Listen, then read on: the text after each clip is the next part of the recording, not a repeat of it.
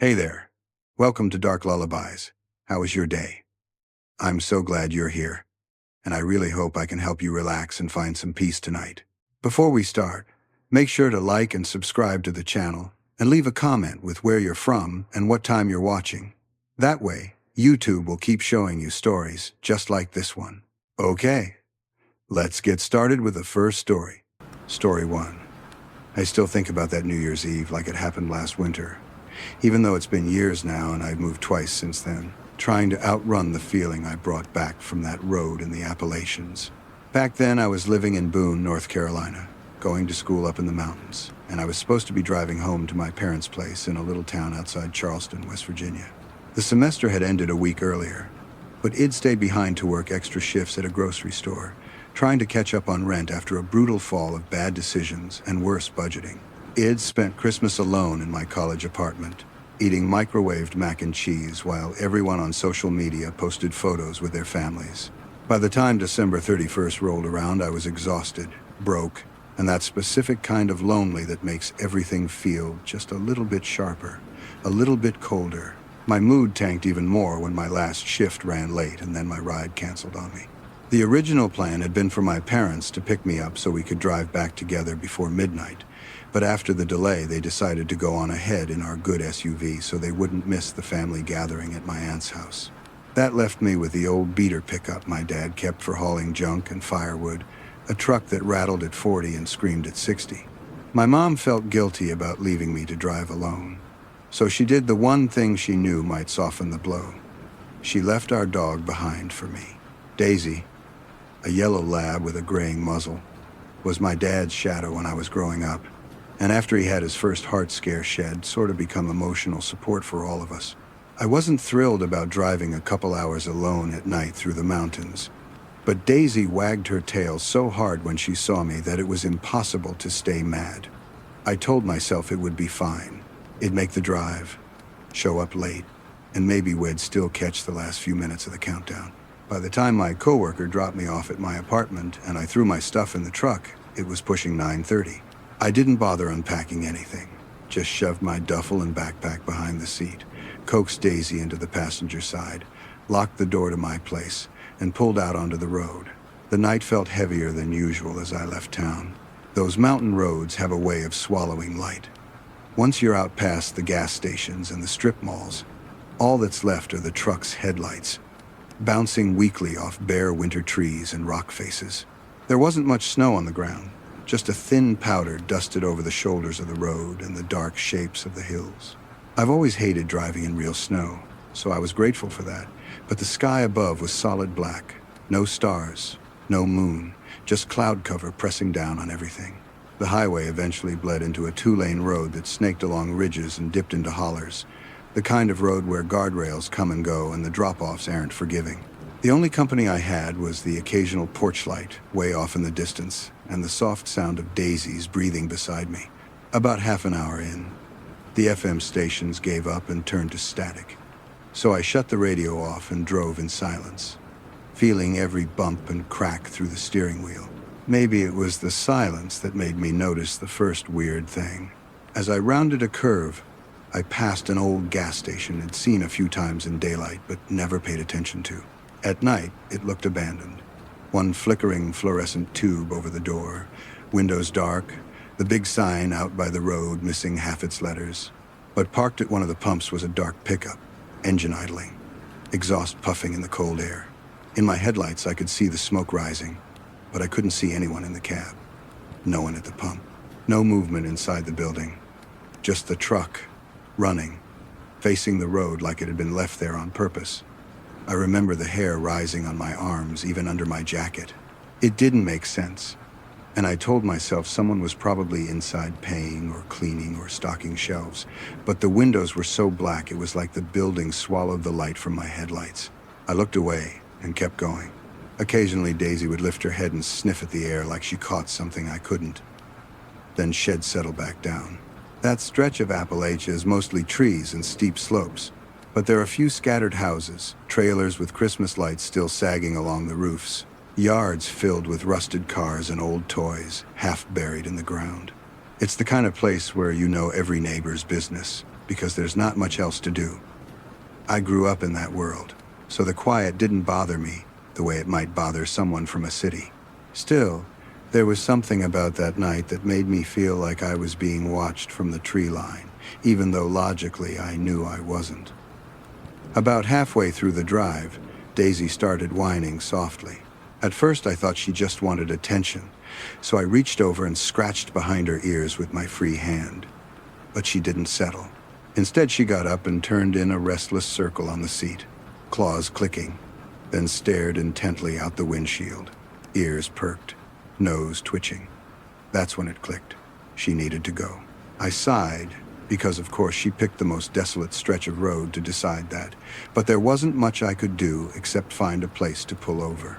The next wide spot in the road wasn't much, just a rough gravel turnout, barely big enough for the truck, carved into the side of the hill where the trees thinned a little. To the right, the mountain climbed sharply upward, tangled with bare branches and underbrush. To the left, it dropped down into a dark patch of woods that sloped into a shallow ravine. I eased the truck into the turnout and put it in park. In the glow of my headlights, the gravel and patches of snow looked almost silver. That's when I noticed the second strange thing. Just a few feet ahead of my front bumper, cutting across the turnout and disappearing into the trees, was a set of boot prints, deep, fresh, spaced, like whoever made them had been walking fast. What made my stomach flip wasn't just the direction. It was what ran parallel to them. There was a long, uneven groove in the snow and gravel, like something had been dragged from the road toward the woods. It could have been anything, a log, a deer carcass, trash, but I didn't see whatever had made it. The trail just slipped into the dark. I told myself not to freak out, that it was probably a hunter or someone hauling firewood, but my pulse picked up anyway. I killed the engine, and without the rumble of it, the silence of the mountains was suddenly absolute. No other cars, no distant music, just the faint rush of wind through bare limbs. Daisy whined again, more urgent this time, and pawed at the door. I slipped my hands into my jacket pockets, braced myself for the cold, and opened the door. The air outside felt like it bit into my lungs when I drew in a breath, sharp and metallic. Daisy jumped down beside me, her breath coming out in quick clouds. I don't usually leash her on quick roadside breaks if there's no traffic around, and there wasn't a single pair of headlights in either direction. So I let her roam a few feet, trusting her to stay close. She trotted toward the trees on the ravine side, nose low to the ground, following some invisible trail. I hugged my jacket tighter and stamped my feet, trying not to think about the boot prints and the drag mark. Standing there between the truck and the woods, I realized how truly dark it was. The headlights cut a narrow cone of light into the trees, but beyond the first few trunks, everything turned to a flat, impenetrable black. No porch lights, no house windows. If it weren't for the occasional scrap of snow clinging to a fallen log or a rock, I wouldn't have been able to tell where the ground ended and the forest began. As my eyes adjusted, I noticed something just at the edge of the light, on the opposite side of the turnout, near the uphill slope. Nailed to a tree about eye level was a small wooden cross, weather-beaten and crooked, with a faded red collar looped around it like a wreath. The collar's metal tag caught just enough of the headlight glare to flash once. I felt an ache in my chest that had nothing to do with the cold. Roadside memorials aren't uncommon, especially in the hills. But the collar that hit too close. I tried not to picture a different dog, one that hadn't made it back to the car. I was still staring at the cross when it happened. From somewhere down in the ravine, beyond the reach of the truck's lights, came a sudden crashing sound. Not the small crackle of a deer stepping on twigs, not the rustle of a raccoon or some small animal. This was heavier, deliberate, like someone plowing through brush and branches without caring how much noise they made. I jumped so hard my teeth slammed together, the sound echoing in the hollow. For a split second, it sounded exactly like a grown man sprinting through the undergrowth, shouldering aside saplings and kicking loose rocks. The noise started low in the ravine and moved upward toward the road, like whatever was making it had just realized we were there. I squinted into the black between the trees, trying to make out any shape or movement, but the darkness swallowed everything past that first layer of trunks. Before I could process anything, Daisy reacted. Her body went rigid, fur along her spine bristling, and then she launched herself straight into the tree line, charging down the slope toward the sound without so much as a backward glance. It was like watching my worst fear get up and run away from me. She disappeared almost immediately, her yellow coat swallowed by shadows. 1 second she was there, the next she was gone. "Daisy!" I called out, my voice sounding too small in all that open space. No answer. Just the fading echo of that crashing in the underbrush and my heart beating in my ears. Panic rose fast, burning in my chest. I pictured the collar on the cross again and felt my breath hitch. Leaving her wasn't an option. I didn't think. I just moved. I yanked my phone from my pocket, thumbed on the flashlight, and stumbled down the embankment after her, half sliding on loose gravel and frozen mud. The narrow beam of my phone light cut a shaky path through the darkness, bouncing off trunks and tangles of thorny vines. The snow dusting the ground helped a little, giving me just enough contrast to avoid stepping into holes or twisting an ankle. Every breath felt like it scraped my throat raw. I called Daisy's name over and over until my voice started to crack. The crashing sound had stopped, which somehow made everything worse. Now there was just silence, and that awful sense of being surrounded by things I couldn't see. The forest felt close, like it was leaning in on me. At one point my foot hit something metallic and I almost went down. I shined my phone at it and froze. There, half buried in the snow between two saplings, was a steel animal trap. The old-fashioned kind with jagged jaws and a rusted chain anchored around a tree root. It had been reset recently. I could see fresh scuff marks where someone's boots had tamped down the snow around it. And there was a faint smear of something dark on the teeth. Maybe old blood, maybe oil. I couldn't tell. I felt a cold sweat start under my hat. Whoever set that trap had been here not long ago. The crashing I'd heard suddenly took on a different weight in my mind. I stepped carefully around it, imagining how quickly Daisy could lose a leg if she blundered into one of those. I pushed deeper into the woods, my body running on adrenaline and bad decisions. I don't know how long I kept going like that, stumbling over roots, my breath puffing out in frantic clouds. Time felt weird, stretched thin between heartbeats. Eventually, my lungs gave out before my courage did. I bent over, bracing a hand on a tree, feeling my chest seize up from the cold and exertion.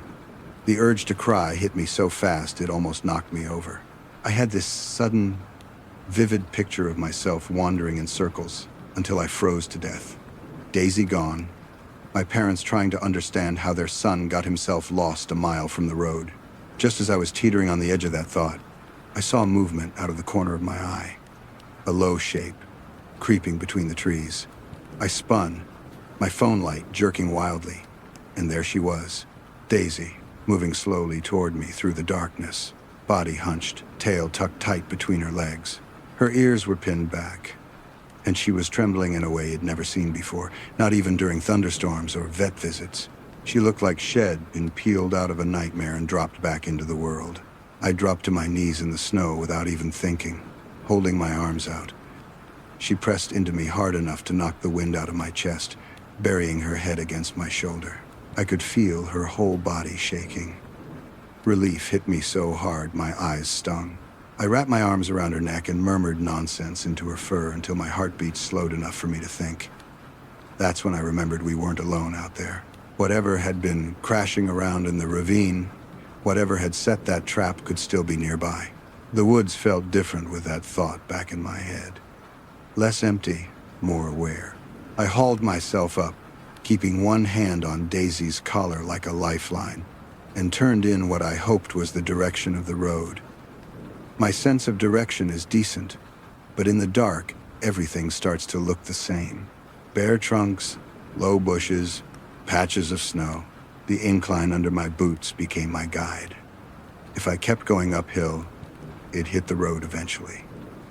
We started to move, Daisy glued to my side instead of ranging ahead like she usually did. She stayed so close I could feel her ribs expand with every breath. I tried to focus on the burn in my legs and not the way my imagination kept populating the darkness with shapes that weren't there. For a minute or two, all I could hear was our breathing and the crunch of snow and leaves underfoot. Then the third thing happened. Behind us, somewhere down the slope Wed just climbed, came another crash, this one closer, sharper, branches snapping in quick succession. It sounded like someone had waited for us to start moving before coming after us. This time, there was no mistaking it for an animal. The cadence was wrong, too irregular and heavy. I didn't look back. Every instinct I have screamed at me not to. My body just reacted.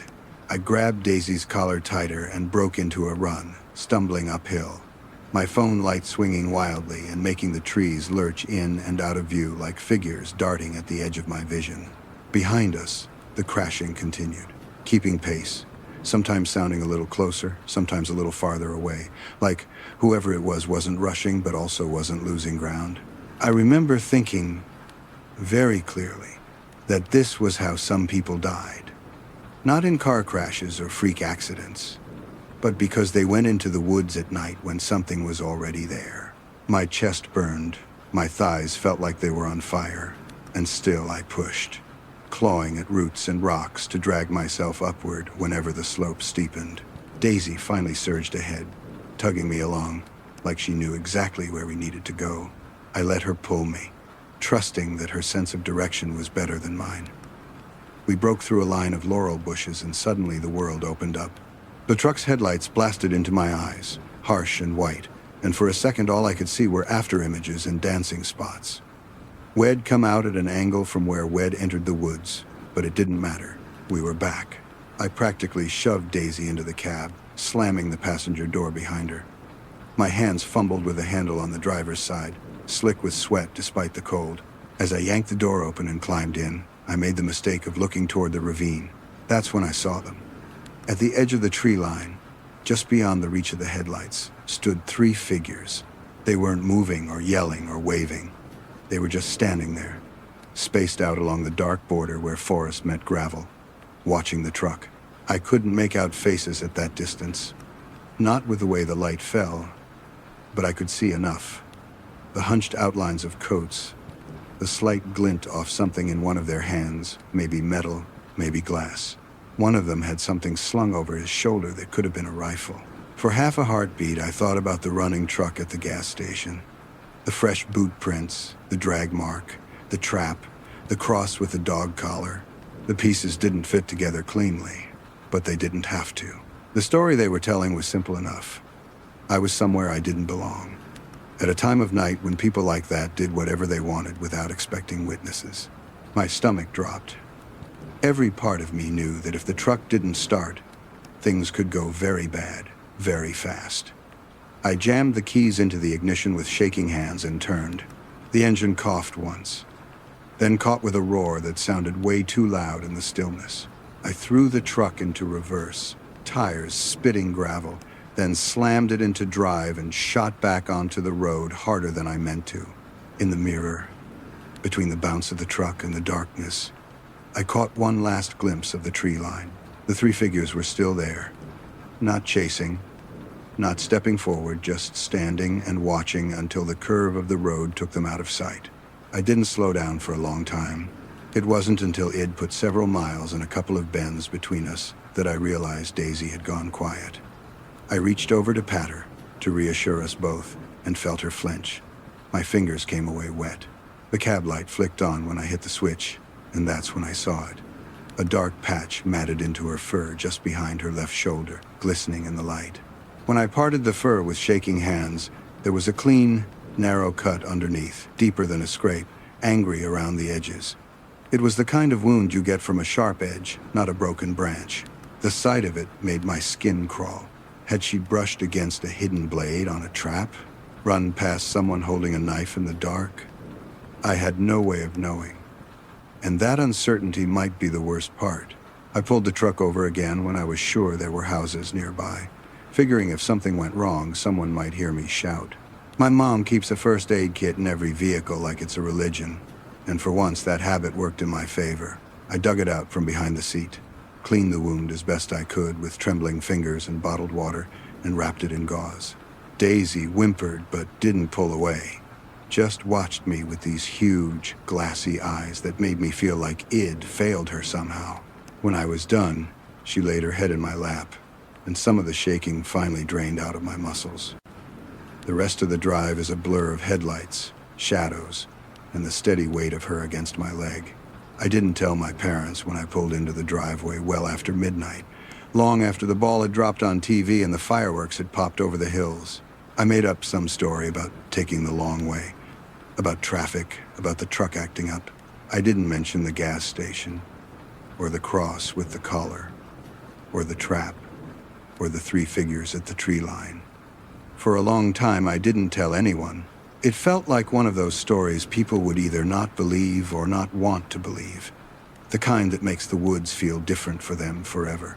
But every year, when New Year's Eve rolls around and people start talking about resolutions and fresh starts, my mind goes back to that turnout in the mountains, to Daisy's trembling body and 3 silhouettes watching from the dark. I still wonder what would have happened if the engine hadn't turned over, or if Daisy hadn't found her way back to me, or if Id followed those boot prints a little farther. Maybe it's better, I don't know. If you've stuck with me this far and you've ever had a drive or a night that left a mark on you the way this one did on me, I'd honestly like to hear it. Drop it in the comments so I know I'm not the only one still looking over my shoulder when I pass a dark patch of trees at the edge of the road. Story 2. I still can't drive a mountain highway in winter without feeling my chest tighten. And it all goes back to one New Year's Eve, a few years ago. Somewhere along a dark stretch of asphalt, twisting through the Appalachians. At the time, I was living in Knoxville, Tennessee, working my first real job out of college, and I was driving up to my parents' place in a small town outside Beckley, West Virginia, to ring in the new year with them. I've always liked long drives through the mountains. The way the ridge lines rise and fall makes it feel like the road is breathing under you, and when everything goes right, it can be almost meditative. I left that afternoon feeling pretty good about having a quiet, simple night with family. The forecast had called for light snow showers, nothing serious, and I figured it'd have a peaceful 3-hour drive, some time to think about the mess of the past year and what I wanted to change. For the first hour or so, it was exactly that. Patches of gray sky, dull winter trees on either side, an occasional cluster of houses with sagging Christmas lights and plastic deer still propped in frozen yards. The snow started as a lazy drift of flurries, just enough to dust the windshield and melt on contact. I remember thinking it actually made the hills look prettier, like somebody had sifted powdered sugar over the whole landscape. I even caught myself relaxing. Looking back now, it feels like the moment in a horror movie where the camera lingers too long on something calm, just so you know it won't last. The first thing that made my stomach knot came not long after I crossed into the higher elevations. The flurries thickened and the road started to glaze over in that thin, deceptive sheen that looks wet until your tires slip. I eased off the gas, both hands on the wheel, eyes flicking between the pavement and the plow trucks that the state always promises and rarely delivers on time. As I came around a bend carved into the side of a ridge, my headlights swept across something in the opposite ditch that made my hands go cold. A compact car lay tilted nose down in the snow, hazard lights blinking steadily like a heartbeat. The driver's side door hung wide open, swinging just slightly in the wind. There was no one inside, nobody waving for help. No one struggling up the embankment. In the brief second before I passed it, I saw a set of footprints leading away from the open door, up over the guardrail and into the trees. Not toward the road, not toward any house lights, just straight into the dark timber climbing the mountain. I thought about stopping, but the whole scene had the feel of something already in motion, something I was too late to help with, and the snow was coming down harder now. I told myself maybe they'd gone up to a house I couldn't see. Maybe help had already come, and I kept driving, though my fingers were locked so tightly on the wheel that they started to ache. The snow didn't ease up. It thickened, shifting from a dusting to a curtain, then to a full-on whiteout that swallowed the lines on the road and the reflectors on the guardrail. Visibility dropped to almost nothing. My little sedan has never been good in winter. I could feel the tires losing grip, even on mild inclines, a soft sideways slide that made my heart jump every time. The world narrowed to the smear of snow in my headlights and the hollow sound of the wind rattling around the car. It got bad enough that I turned off the radio just so I could hear the engine and the tires better, as if that would somehow help. Eventually, Common sense won out over stubbornness. There's a point where continuing to push forward isn't brave, it's stupid, and Id reached it. I spotted a small scenic pull-off coming up a gravel overlook Id stopped at in the summer once to take photos and decided that was going to be my refuge. I eased the car into it as gently as I could, feeling the crunch of snow and loose rock beneath me, and parked as far from the edge as possible. Beyond the stone barrier, the mountain dropped away into nothing I could see, just a gray void of snow and cloud. I put the car in park, took a breath, and texted my parents, telling them Id hit a bad patch of weather and was going to wait it out for a bit.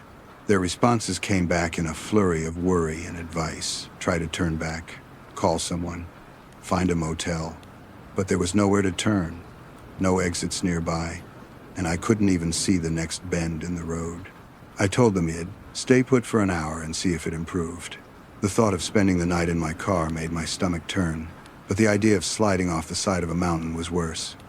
Time stretches differently when you're trapped in a car, alone, in a storm.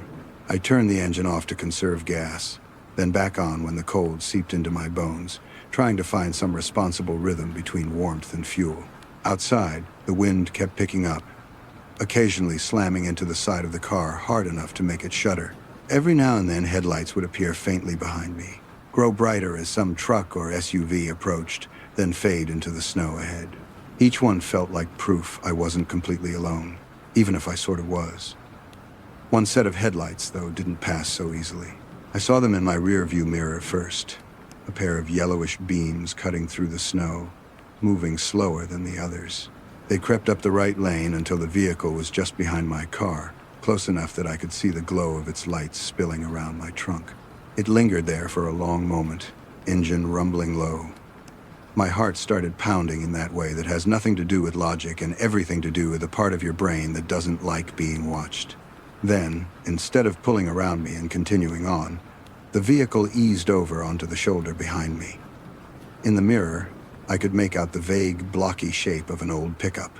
It idled there, maybe 2 car lengths back, completely obscured by blowing snow except for its lights.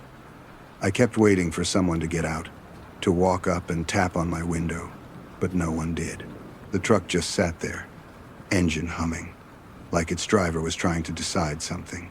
After what felt like forever, but was probably just a couple of minutes, it pulled back out onto the road and disappeared into the storm. When its taillights finally vanished, I realized it'd been holding my breath. I tried to laugh it off at myself, telling that frantic inner voice that whoever it was had probably been debating the same thing I had, whether to keep going or hunker down. Still, the image of that car wreck with the open door and the footprints wouldn't leave me. The snow only got worse. It piled up around the tires, softened the edges of the stone barrier, and blurred the railing into a vague, ghostly line. After an hour of this, it became clear I wasn't going anywhere that night. My dad called and offered to come get me in his truck, but he was hours away and would have had to drive through the same mess. I told him it wasn't worth the risk, that if things didn't improve in another couple of hours, I'd call the state police. We argued briefly, but the storm made the decision for us. The call dropped mid-sentence and refused to reconnect. The silence afterward felt heavier than before. I sat there in the dim light of my dashboard, scrolling through old photos and messages on my phone just to keep my mind occupied, the battery percentage ticking slowly downward. Somewhere around the point where my toes started to go numb, even with the occasional blasts of heat, I saw another pair of lights appear in the mirror, higher this time, brighter, cutting a clearer path through the blowing snow. As they got closer, I could see the outline of a plow blade pushing the accumulation aside, sparks flying every time it scraped bare asphalt. Relief hit me so hard I almost laughed. I cracked my window as the snowplow eased up beside me and stopped. The giant blade angled away from my car. The driver's window rolled down, and an older guy leaned out, his face lit half orange by his dashboard and half blue by my own display. He looked to be in his late 50s or early 60s, with deep lines in his forehead and around his mouth, the kind of weather-beaten face you get from spending decades in harsh winters and bright sun. A thick jacket swallowed his frame, and a dark knit beanie was pulled low over his ears. He didn't say anything at first. He just looked at me, not like a quick, assessing glance, but a long, steady stare that stretched past the point of normal. I remember how his eyes moved slowly, taking in the front seat, the back seat, the pile of my overnight stuff on the passenger side, as if he was checking off a mental list. It went on long enough that I felt my skin prickle under my coat. When he finally spoke, his voice was rough and gravelly, with that hoarse edge that makes you think of a lifetime of cigarettes. He asked if I was all right, if the car was giving me trouble. I told him I was fine, or as fine as I could be, and that my car just didn't handle snow very well. I tried to keep my tone light, like I was making a joke at my own expense, even though my hands were still shaking a little from the cold and nerves. He nodded slowly, then glanced back at the road, at the snow still coming down. He said I wouldn't get far in a storm like this with a car like mine, especially on this stretch of mountain where the road likes to throw surprises at you. Then he paused, like he was deciding something, and told me he could give me a ride. He was heading in the same general direction, he said, and could drop me off near my parents' town. He didn't offer any credentials, no indication he was with the county or the state. He just spoke like it was obvious I should climb into his truck. I hesitated. Every true crime podcast and cautionary tale I'd ever heard flashed through my mind in rapid succession. At the same time, the rational part of me pointed out that sitting in a small sedan on a mountain during a blizzard wasn't exactly safe either, and freezing alone in a car is still dying alone in a car. I asked him what I should do about my vehicle, whether it was going to get towed or buried or hit. He shrugged, a small, casual lift of one shoulder, and said to leave it. You can come back for it when the roads are clear, he added, like it was the simplest thing in the world. Outside, the snow slapped against the side of my car, and the wind howled, and I pictured the open door of that wreck I'd passed, the footprints veering into the trees. After a moment that felt too long, I grabbed my bag, zipped my coat up to my chin, and stepped out into the storm. The cold hit me like a slap, stealing my breath. By the light of the plow, I could see that the snow had already climbed halfway up my tires, and the wind had carved strange drifts around the stone barrier, like frozen waves. I shut my car door and turned to follow the plow driver to his truck, and that's when I noticed another detail that made my skin crawl. Behind my car, in the fresh snow between my bumper and the guardrail, there was a faint trail of disturbances, shoe prints, scuffed and partially filled in, leading right up to the back of my car and then away again, following the edge of the overlook before disappearing into the dark. They weren't mine. I hadn't been out of the car since I parked. The wind had softened them enough that they could have been old, but I knew they weren't. I swallowed hard. Told myself they probably belonged to whoever had briefly pulled in behind me earlier in that old truck, and forced my feet to keep moving. I climbed up into the cab of the snowplow, the warmth wrapping around me like a blanket. At first, it was almost comforting. My shoulders dropped a little, and I could feel the feeling returning to my fingers. But as my eyes adjusted, the relief started to curdle. The inside of the cab was a mess. Empty miniature liquor bottles rattled around on the floor by his boots, clinking softly every time we hit a patch of rough road. Torn-up road maps were stuffed into the side pockets and crumpled on the dash, some of them marked with thick lines of red pen tracing routes through the mountains. A long roll of duct tape sat half unwound on the console between us. Down near my feet, half tucked under the seat, I noticed a folded blue tarp, stiff with frozen creases and mottled with dark stains that didn't look like mud. The plastic had that dull, sticky sheen that made my brain whisper words I didn't want to think about. When I glanced up from the tarp, my eyes snagged on something else. Long, parallel gouges carved into the plastic of the door near the window, right where someone's hand might grab if they were trying to brace themselves or scratch their way out. My pulse spiked. I told myself they could have been made by tools, or chains, or any number of harmless things. Still, my body reacted like it had been dunked in ice water all over again. The driver asked where I was headed, and I gave him my parents' town.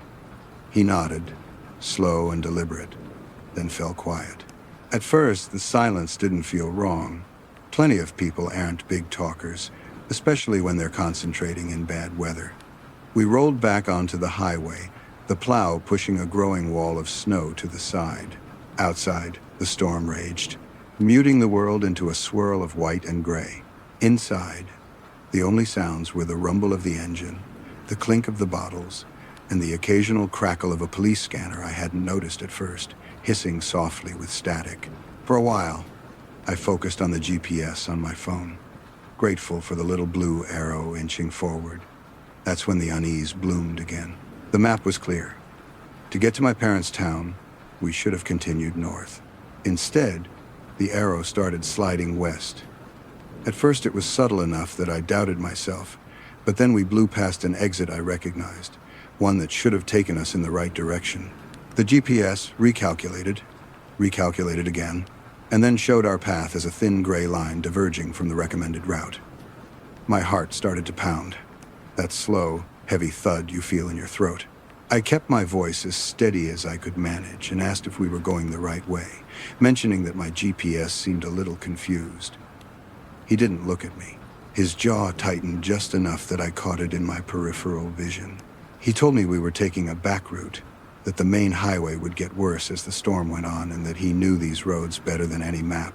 Technically, that could be true. Mountain locals often know shortcuts no app will ever show you. But something in his tone made my stomach twist, a kind of impatience that sounded more offended than reassuring. We drove in silence for a while after that. He took an exit that narrowed into a 2-lane, then another that spilled us onto a winding back road I didn't recognize at all. The snow felt closer here, hemmed in by tall, dark trees on either side. The GPS tried to adjust, then gave up, leaving us as a blue dot on a blank background. I thought about my car sitting alone on that overlook and wondered how long it would take for anyone to notice it was abandoned. As the minutes ticked by, the list of little things that felt wrong kept growing. He missed turns the GPS suggested when it finally regained its bearings, ignoring it completely. The scanner crackled now and then with snippets of traffic, mentions of accidents, cars in ditches, roads being closed, none of which he reacted to, even when they referenced places I was pretty sure weren't far from where we were. At one point, when we rolled under a flickering streetlight from a tiny cluster of houses, I caught a glimpse of a folded flyer taped to the inside of the windshield on his side, near the bottom corner. It was just visible enough for me to see a blurry photo of a woman's face and the words "missing" and "last" seen near Route 19 before we passed back into darkness. The flyer was old, edges curled and stained, but it was there. Had chosen to keep it there. I don't know why that unsettled me more than the knife wedged between the seats or the bottles at his feet, but it did. My body shifted from quietly uneasy to fully alarmed. I looked out the side window and realized with a cold jolt that I hadn't seen another house, another set of headlights, or even a mailbox in a long time. Just woods and drifts, and the occasional glimpse of steep drop-offs on my side of the truck.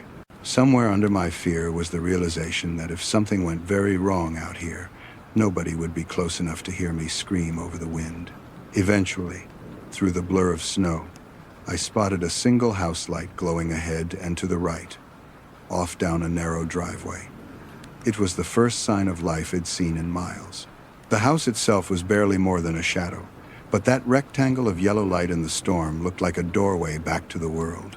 I told myself I was being paranoid, that leaving a moving vehicle in a blizzard was idiotic, that it'd probably break my leg or freeze getting to the house. But some deeper instinct finally shouted louder than all of that. I knew that if I waited for a moment that felt perfectly safe, it would never come. So I picked my moment. As we drew parallel with the driveway, the plow slowed a little to navigate a rough patch. I took a breath so deep it hurt, wrapped my fingers around the door handle, and yanked it up. The door gave some resistance from the wind before it swung open, a blast of cold air knifing into the cab. I didn't give myself time to reconsider. I pushed off the seat and jumped. The impact when I hit the snow-packed asphalt knocked the air out of me and sent a bolt of pain up my right leg. I felt my knee twist and something in my ankle protest, but adrenaline overpowered it. Behind me, the plow's brakes squealed and the driver shouted something I couldn't make out over the roar of blood in my ears and the wind. In my peripheral vision, I saw the red flare of brake lights and his silhouette lurching toward the passenger side, reaching for the glove box. The thought that he might be going for a gun lit a fire under whatever was left of my fear. I scrambled to my feet, half running, half limping toward that lonely porch light. The snow grabbed at my boots, trying to pull me down. Twice I nearly slipped, arms windmilling, but managed to stay upright. I didn't dare look back again. The driveway felt endless, though it was probably only 50 yards or so. Every step hurt, but not as much as the thought of being dragged back to that truck. When I finally made it to the porch, I pounded on the door with both fists, yelling for help. It opened faster than I expected. A middle-aged man with graying hair and a heavy flannel shirt stood there, eyes wide, his wife behind him clutching the edge of a blanket around her shoulders. They must have seen the plow lights and my shape stumbling up their drive, because they didn't waste time with disbelief or confusion. The man grabbed my arm and pulled me inside, closing the door hard against the wind. The warmth and smell of wood smoke and something cooking hit me like a wave. My legs gave out and I practically collapsed onto their rug. It took me a few seconds to find my voice, to get the words out in some kind of order. But when I did, they listened closely, their faces cycling through concern, anger, and a kind of resigned fear I recognized from people who've lived in isolated places their whole lives. They didn't tell me I was overreacting. They didn't dismiss what he'd seen. They just picked up the phone and called the police, giving them the description of the plow, the road we were on, and what I had told them. By the time the officers finally reached us, moving slowly because of the storm, the snowplow was long gone. They promised to keep an eye out, to check with the county about which trucks were in the area, but there was no guarantee they'd find him that night, or at all.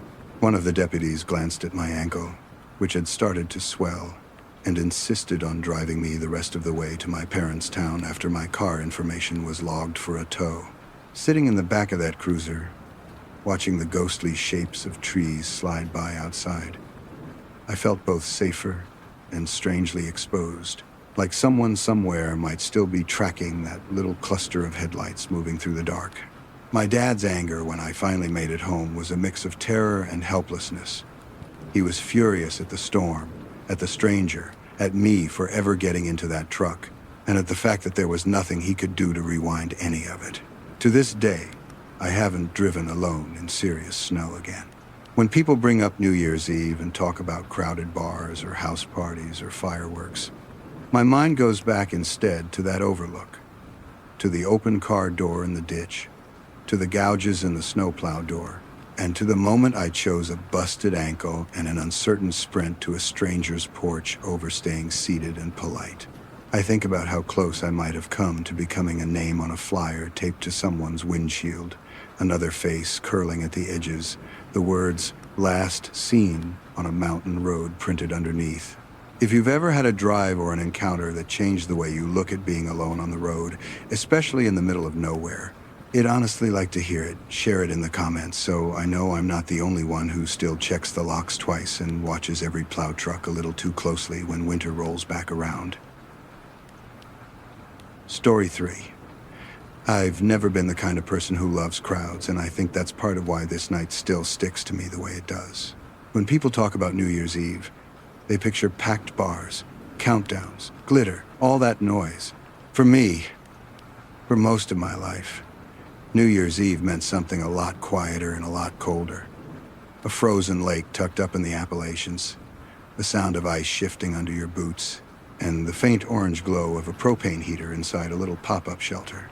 I grew up in a rural pocket of southern West Virginia, not far from the Virginia line, the kind of place where the mountains fold over each other and cell service feels optional.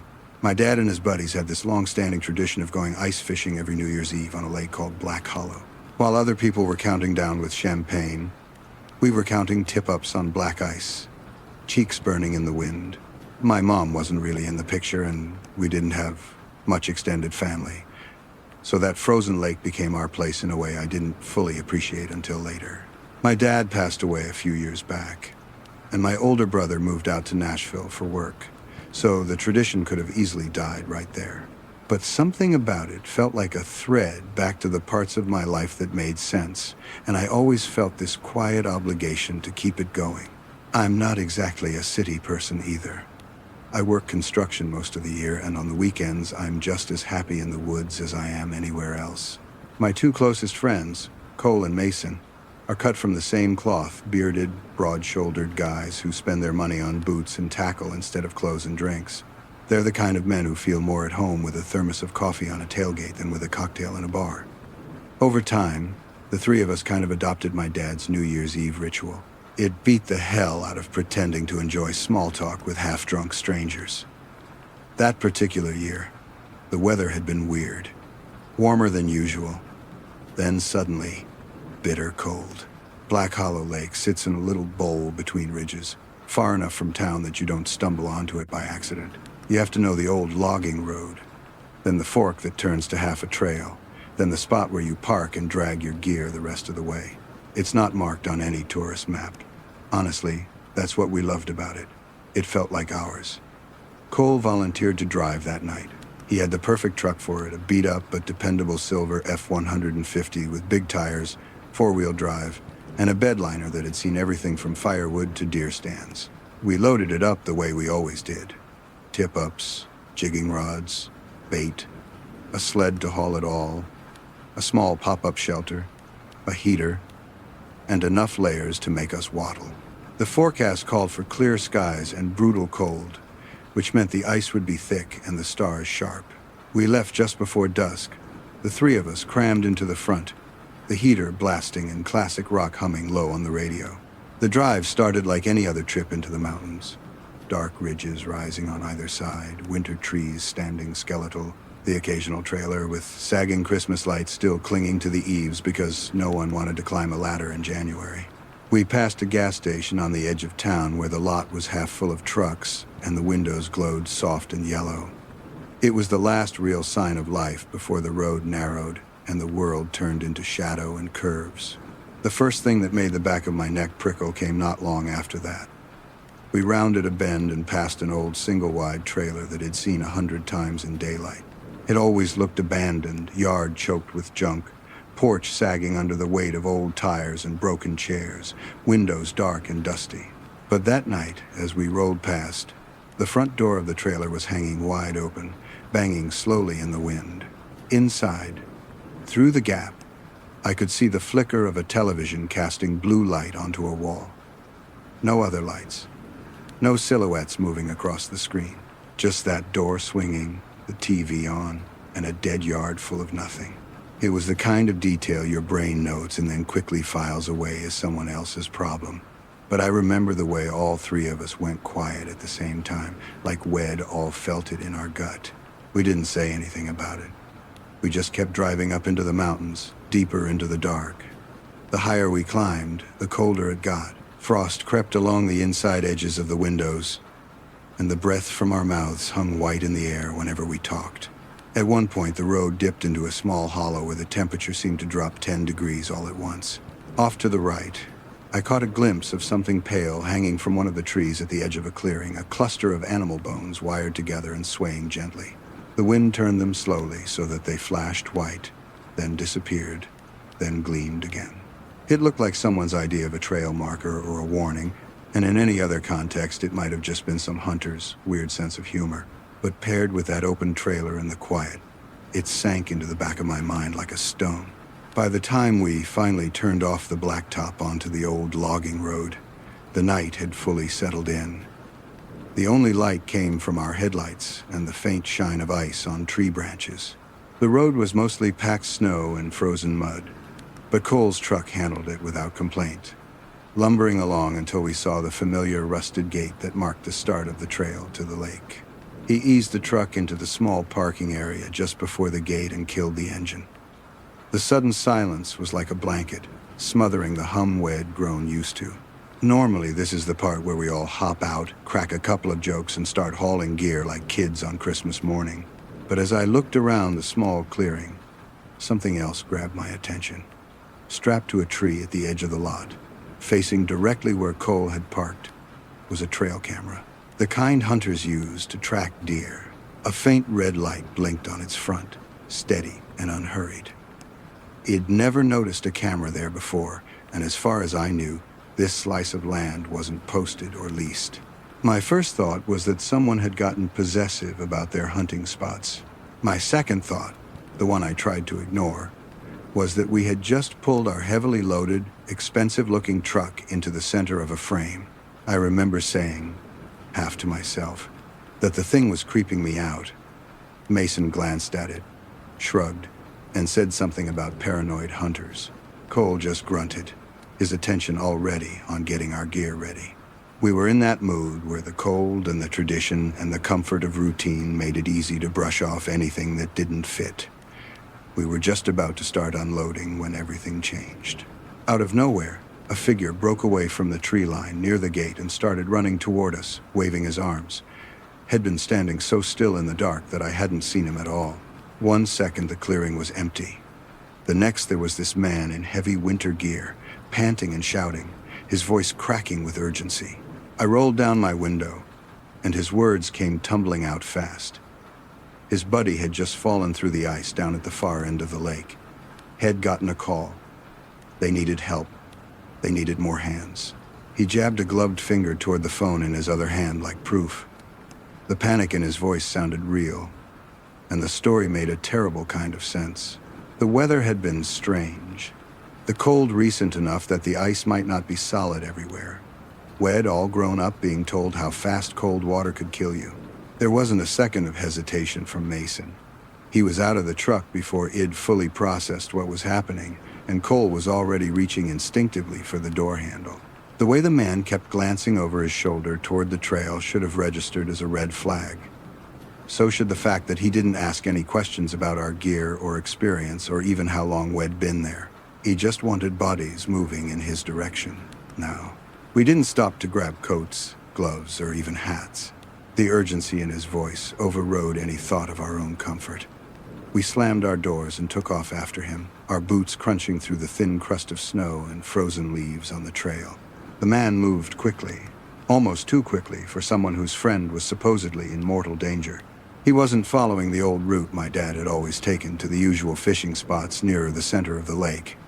Instead, he led us down a narrower side path that curved away through thicker trees, the kind I normally avoided because the ice there could be unpredictable.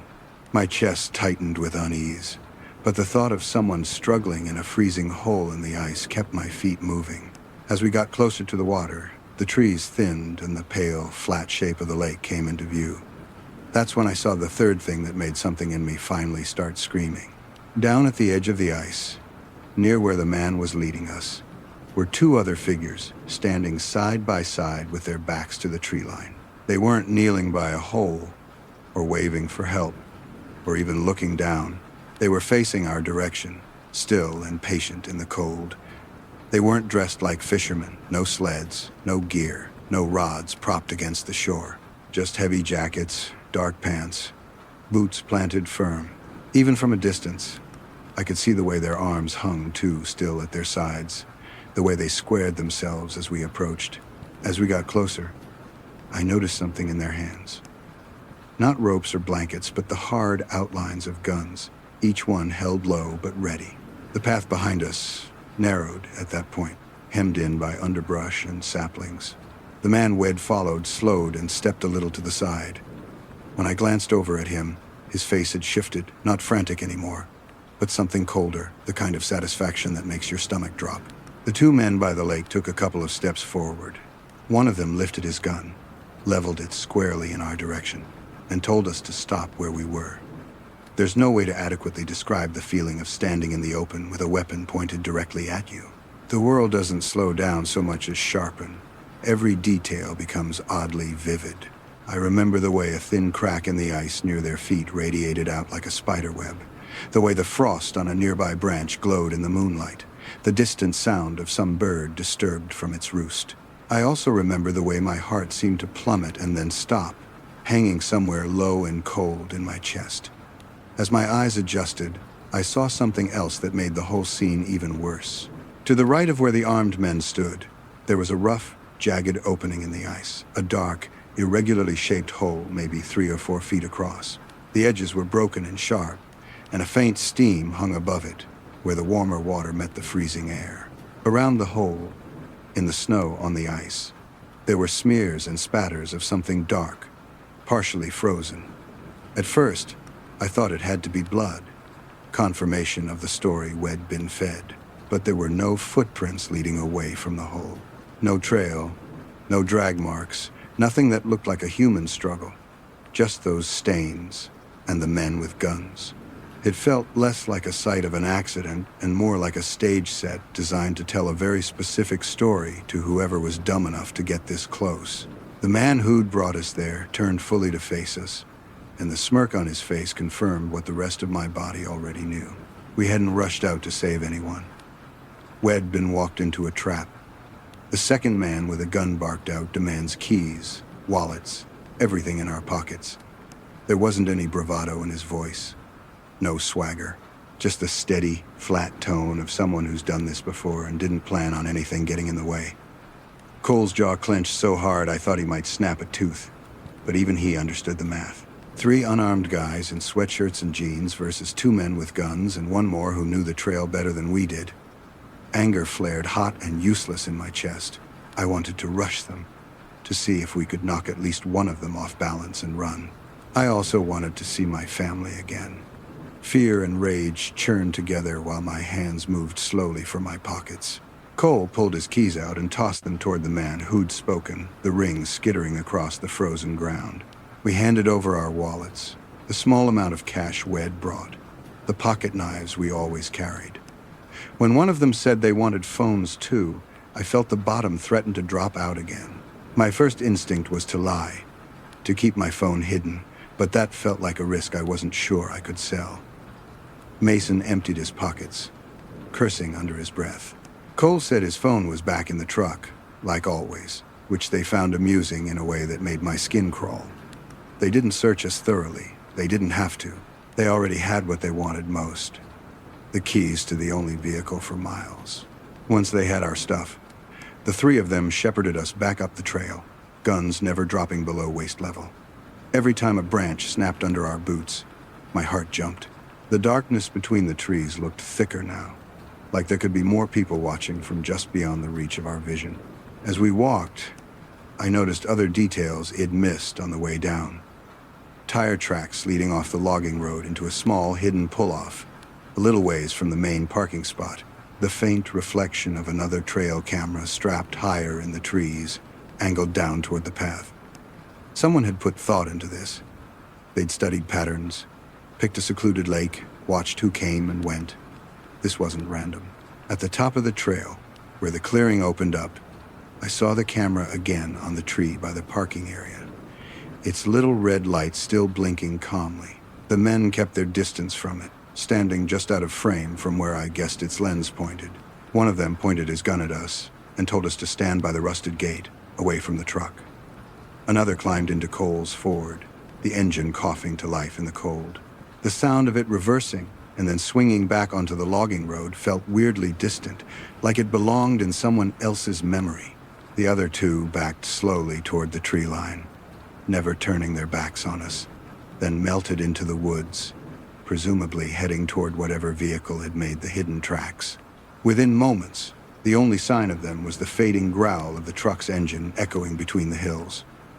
The cold hit us fully once the adrenaline started to drain out of our systems. We stood there in the snow in nothing but hoodies, jeans, and work boots, our breath coming in ragged bursts. Cole paced like a caged animal, kicking at the nearest sapling until bark flaked off and his toes had to be screaming. Mason just stared down the logging road where his truck had vanished, jaw working, eyes glassy with a mix of anger and disbelief. I pulled my hands into my sleeves, fingers already numb, and tried to pull my thoughts together. Cole eventually reached into his sock and pulled out his phone. Head had the presence of mind, earlier that evening, to stash it there before we met the stranger, simply because he didn't like having it in his pocket when we hauled gear. It might be the only reason we weren't left walking down a deserted mountain road in the dark with no way to call anyone. Somehow, we still had enough signal to get through. He called the police and did his best to explain what had happened, naming the lake, describing the men, giving what details he could about the guns, the hole in the ice, the camera on the tree. The dispatcher told us to stay put if we could and said a unit would head our way, which was easier said than done given how the cold was chewing at us. We huddled together beside the rusted gate, stamping our feet to keep feeling in them, watching the trail entrance like the men might come back at any second. The wait felt endless.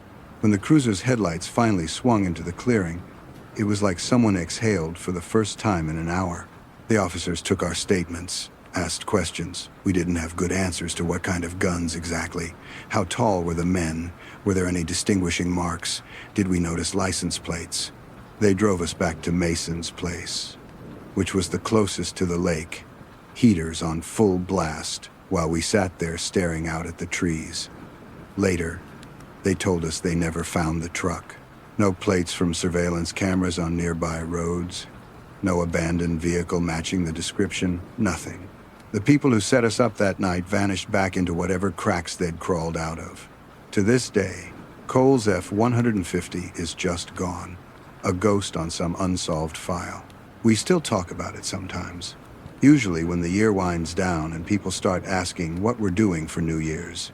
Mason thinks we just had the bad luck of arriving at exactly the wrong time, that they weren't planning anything specific, just saw an opportunity and seized it. I could maybe buy that if it weren't for the camera, the hidden tracks, the way they seem so calm and organized. I keep circling back to that half-frozen hole in the ice and the stains around it, wondering how many times they'd use that same story, that same stage, to pull other people in. I have no idea how many others have parked in that clearing and never thought twice about the little blinking eye on the tree. The scariest part is knowing that nothing about what happened that night required ghosts or monsters or anything supernatural. It was just people, planning, and a place far enough off the map that they could do what they wanted and disappear. If you've ever had a moment where a normal tradition or a quiet night outside turned sideways into something you still think about years later, it'd honestly be curious to hear it. Drop it in the comments so I know we're not the only ones who learned the hard way, that sometimes the real horror on nights like New Year's Eve isn't in the stories people tell, but in the ones they're quietly acting out in the dark where they think no one's watching.